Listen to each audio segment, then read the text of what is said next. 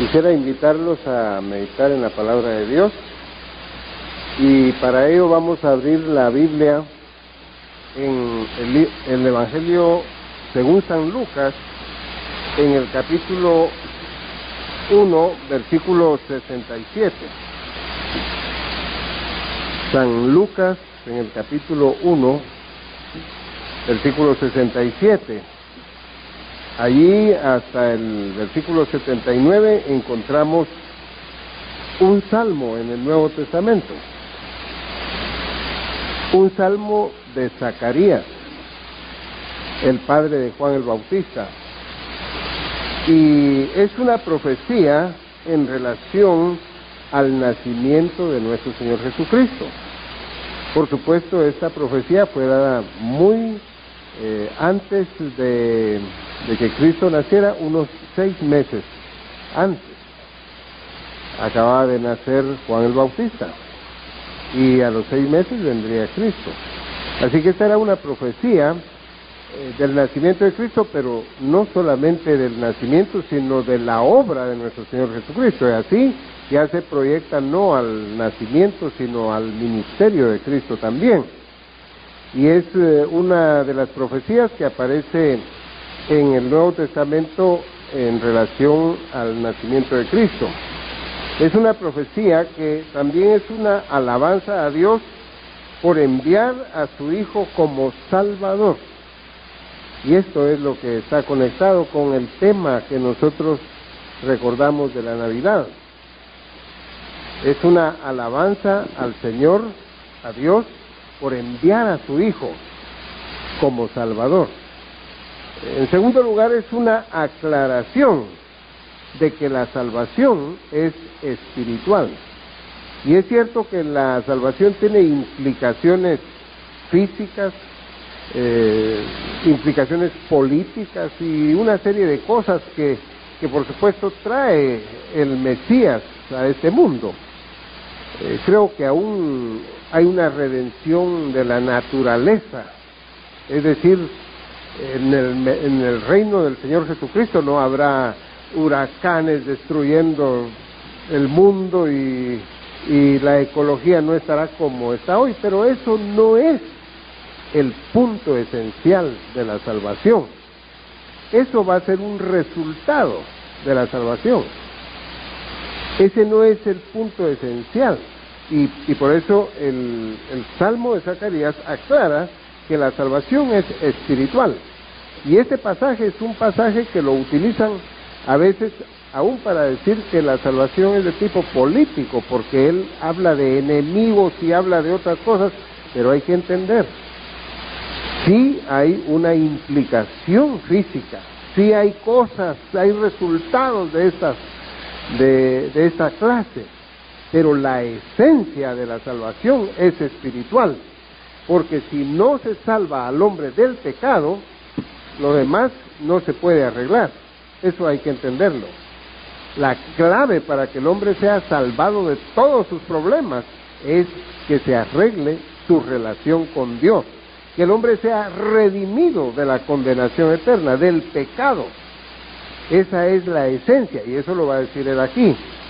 Y por supuesto, eso puede traer resultados materiales, políticos, sociales y todo lo que quiera, pero no, los resultados no son la esencia de la salvación, son resultados, son productos, son subproductos, si queremos decir también. Y hay otro aspecto de este mensaje que da aquí Zacarías, y es una exaltación de la obra misericordiosa de Dios que nos da completa salvación. Esos son los aspectos principales de este salmo que nos presenta aquí Zacarías, inspirado por el Espíritu Santo, y por supuesto que lo recoge Lucas bajo la inspiración también, para que lo tengamos nosotros en el día de hoy y meditemos en él. Vamos a orar antes de seguir. Nuestro Dios, gracias te damos por las bendiciones que tú nos has dado en el Evangelio. Gracias por haber enviado a tu Hijo a este mundo y por los propósitos que tenías para enviarlo y también por los motivos tuyos, Padre, porque es tu gran misericordia, tu amor para con nosotros, la que hizo que enviaras a tu Hijo a este mundo. Te adoramos y te bendecimos, y gracias también te damos a ti, Jesús, por haber dejado tu trono de gloria y venir a rescatarnos.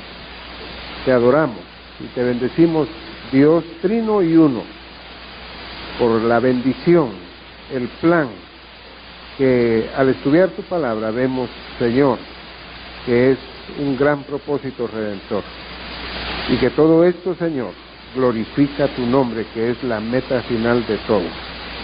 En tu nombre, para tu gloria, lo pedimos. Amén. Vamos a ver entonces los versículos del 67 al 79 aquí. Empezamos viendo que es una alabanza a Dios por enviar a su Hijo como Salvador. Y aquí hay varias cosas.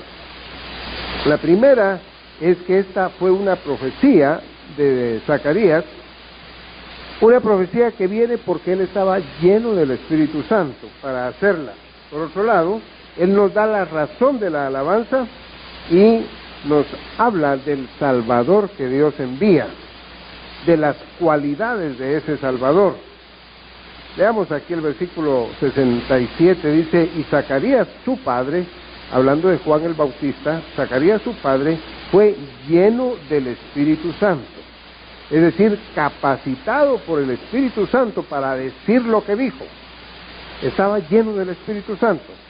Es interesante que en este pasaje de la Escritura, en el capítulo 1, encontramos a María también, María la Madre del Señor, y ella tiene también unas palabras conocidas como el Magnificat, porque la primer palabra que ella utiliza en esa oración que hace en latín es Magnificat, y eso es la palabra engrandecer a Dios. Y también Elizabeth aparece hablando aquí, y lo que ella dice no es una profecía, son sus palabras, aunque vienen de su corazón, pero la Biblia no habla de que eso sea una profecía. Lo que María dice es una oración, lo que Zacarías dice es una profecía. Es importante hacer esas distinciones, aun cuando las palabras de Elizabeth, al final de las palabras, tienen un toque profético, pero no es una profecía entera. En cambio, esto todo es profético. Ahora, debemos entender eso, porque el texto dice, y Zacarías su padre fue lleno del Espíritu Santo.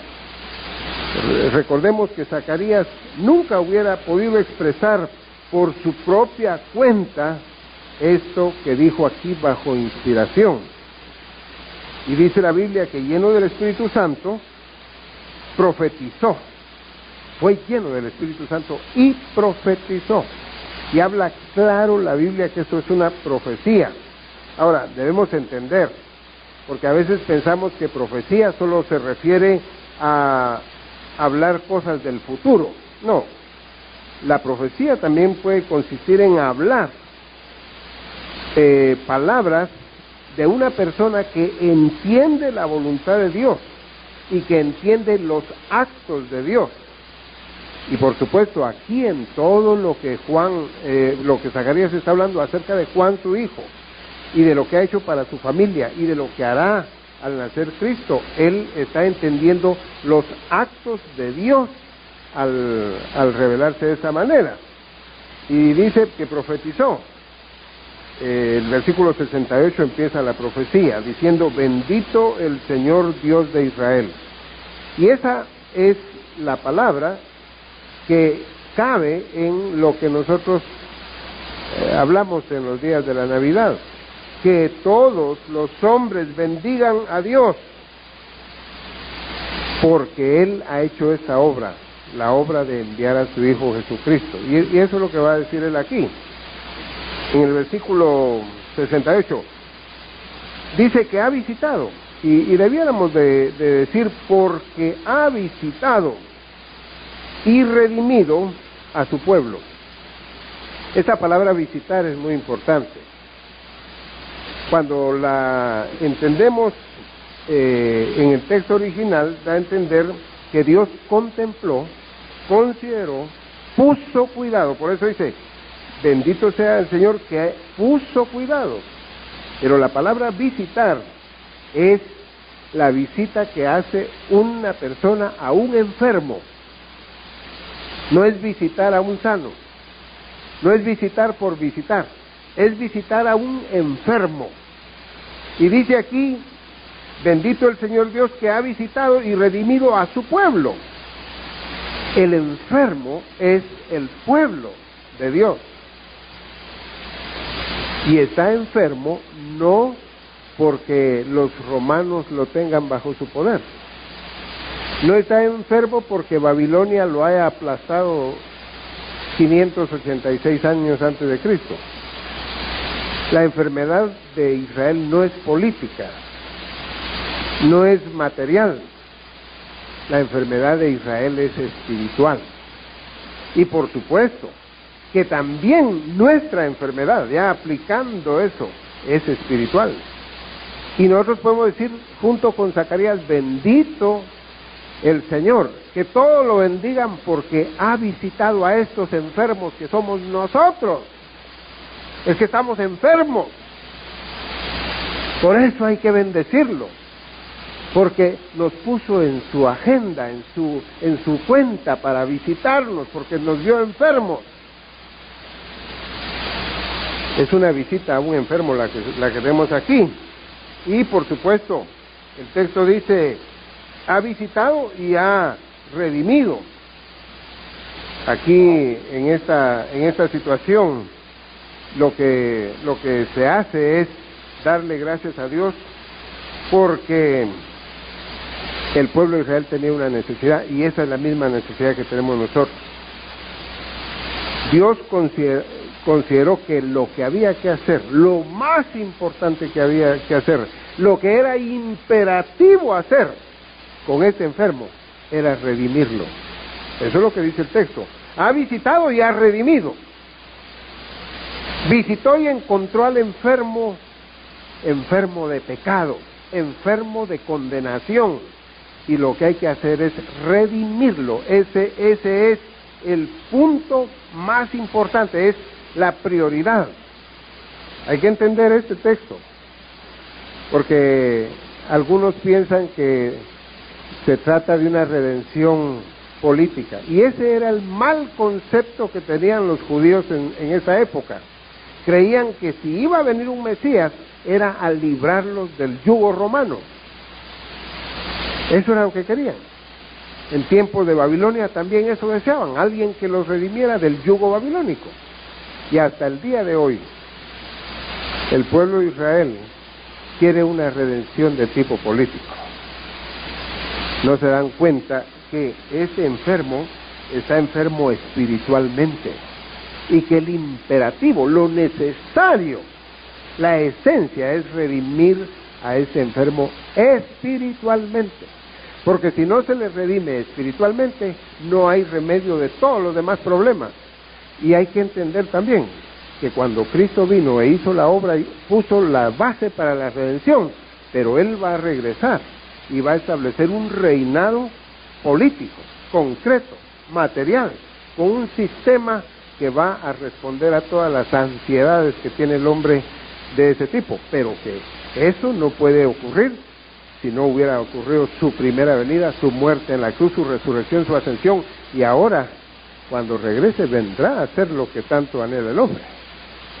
Pero ninguno va a entrar a ese reino si no es redimido espiritualmente primero. Eso hay que entenderlo bien. Y yo espero ser claro con lo que estoy hablando. Bendito el Señor que ha visitado y redimido a su pueblo. Aquí está lo más necesario, la redención espiritual. Versículo 69. Lo que hace Dios para visitar y redimir a ese pueblo y rescatarlo.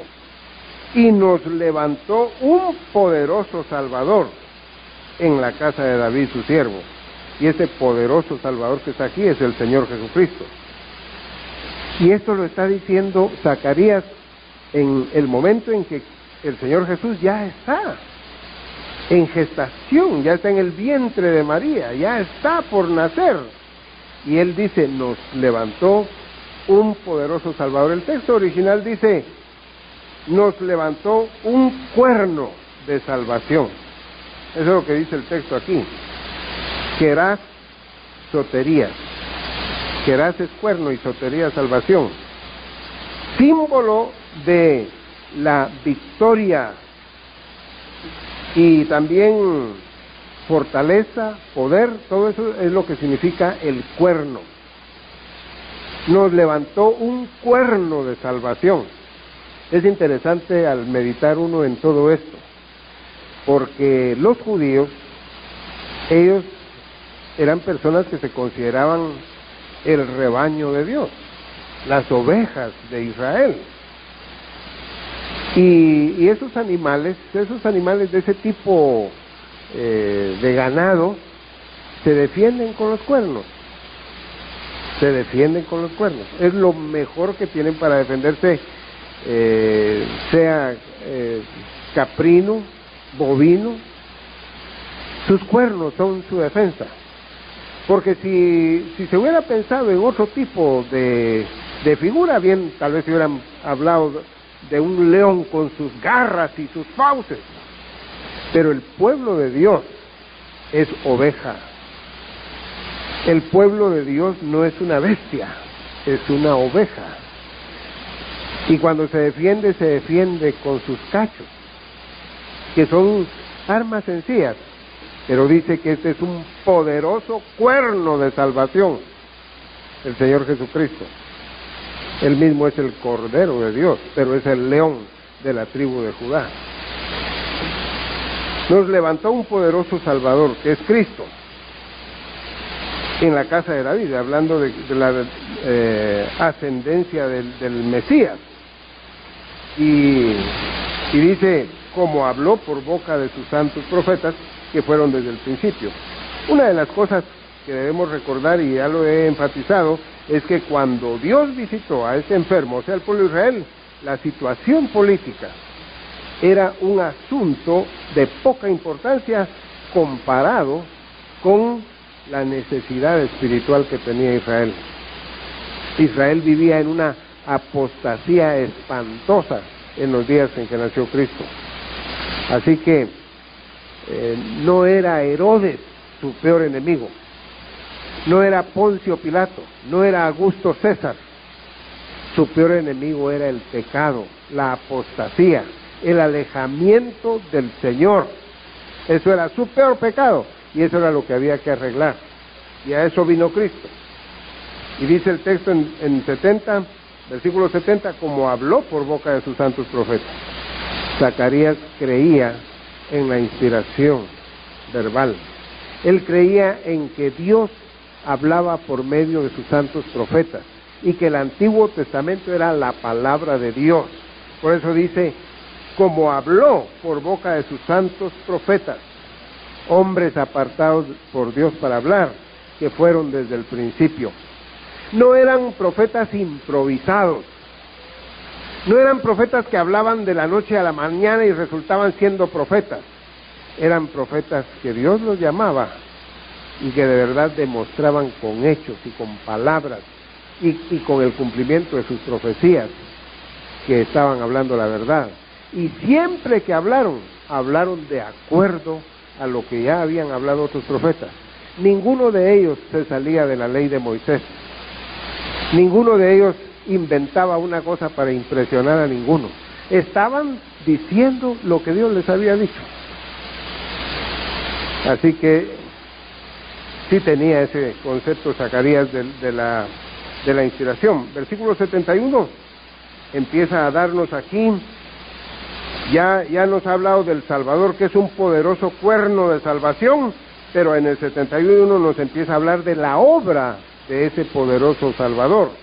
Versículo 71, salvación de nuestros enemigos. Y aquí es donde algunos dicen, sí, de Roma, de Babilonia, de Herodes y de todo. Esos son los enemigos que miran aquí. No pueden ver los enemigos espirituales que Cristo viene a vencer. Porque Cristo vino a quitar la maldición, la condenación, a luchar y a deshacer las obras de Satanás. Él vino para sacar de las tinieblas, para redimir del pecado, porque si no se arregla ese problema, no se arreglan todos los demás problemas. Y por eso atrás hacíamos énfasis en que la situación de Israel, su situación política, no era nada ante su apostasía. Además, Dios siempre le dijo a Israel: si ustedes obedecen, serán cabeza de las naciones. Si ustedes obedecen, voy a enviar lluvia, voy a enviar bendición, su canasta estará llena, sus hijos no estarán enfermos. Pero si ustedes son desobedientes, les vendrá todo lo contrario, maldiciones y maldiciones y guerras. Y eso es lo que siempre han tenido, porque andan lejos de Dios. Hermano, si uno anda lejos de Dios, lo más probable es que las cosas le van a ir mal. Eso no quiere decir de que uno no tenga problemas andando cerca de Dios, pero andando cerca de Dios va a haber alguna solución, va a haber consolación, va a haber estímulo de Dios para sus problemas y su vida. Pero esos enemigos que vienen a destruir Cristo son Satanás y los poderes de las tinieblas y el pecado. No es lo político, eso es secundario. Así que tenemos que entender eso. Y aquí todavía Zacarías no ha llegado al meollo de decir que es lo espiritual, lo principal. Yo estoy anticipándome. Salvación de nuestros enemigos y de la mano, o sea, del poder de todos los que nos aborrecen, de todos los que nos odian. Toda voluntad que se opone al evangelio, a la palabra y al reino de Dios en el corazón del hombre y al reinado de Cristo, son los que odian al pueblo de Dios. Eso era cierto para Israel y es cierto en el día de hoy. Pero Cristo, dice aquí, apareció para vencer todo esto.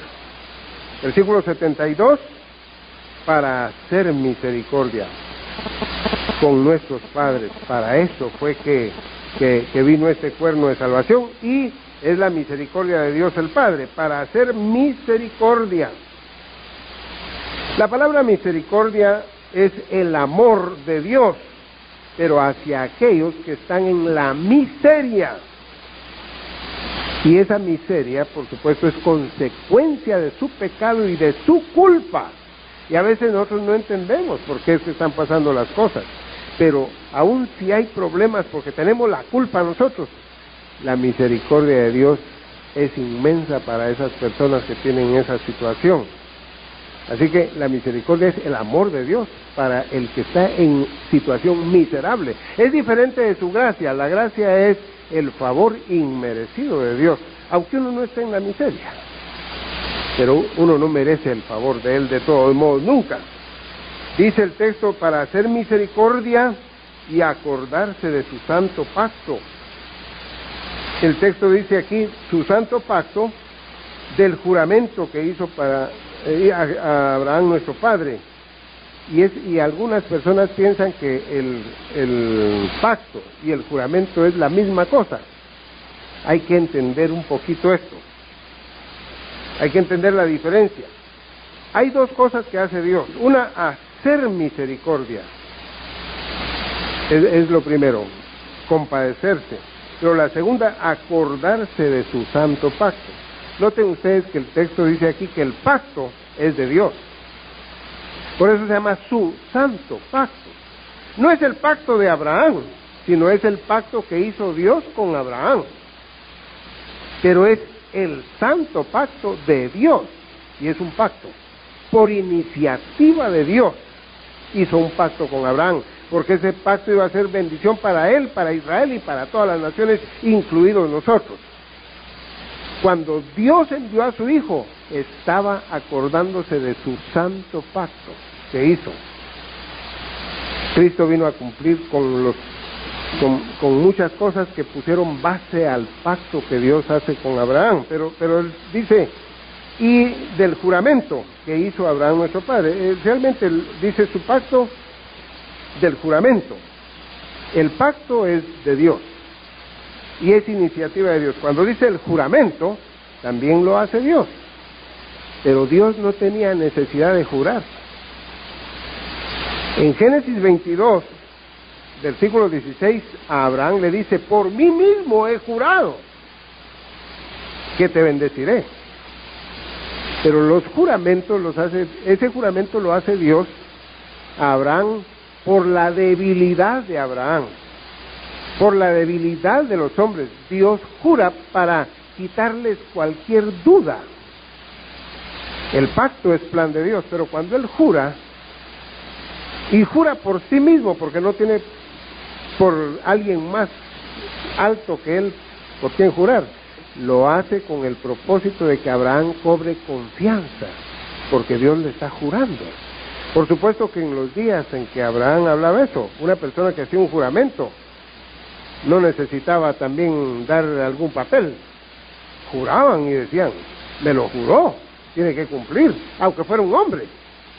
Pero si Dios mismo juró, era para condescender y darle fortaleza a Abraham, de que no solo era un pacto que él hacía, sino que todavía era jurado, porque el texto dice aquí, de su santo pacto, del juramento que juró a Abraham. Nuestra Biblia dice que hizo a Abraham, pero el texto griego dice del juramento que juró. Repite los conceptos y dice que nos había de conceder, que nos había de dar, que librados de nuestros enemigos sin temor le serviríamos.